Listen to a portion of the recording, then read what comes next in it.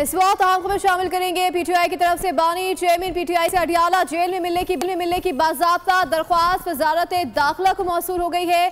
Barrister Gauhar और हामिद रजा को बानी चेयरमैन से जेल में मिलने की दरख्वास्त की गई थी।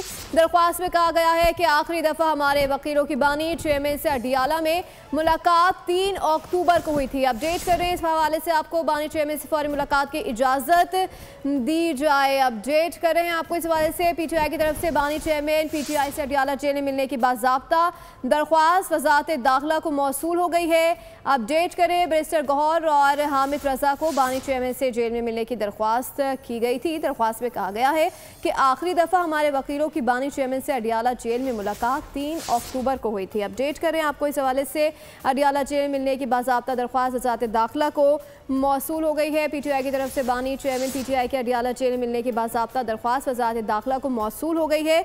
और साथ ही साथ अपडेट करें आपको, पीटीआई की तरफ से बानी चेयरमैन पीटीआई से अडियाला जेल में मिलने की बाज़ाब्ता दरख्वास्त वजारत दाखिला को मौसूल हो गई है। बैरिस्टर गौहर और हामिद रजा को बानी चेयरमैन से जेल में मिलने की दरख्वास्त की गई है।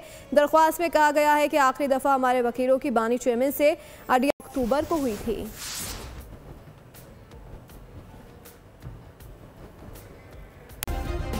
सब्सक्राइब करें और बेल दबाएं ताकि कोई खबर रह न जाए।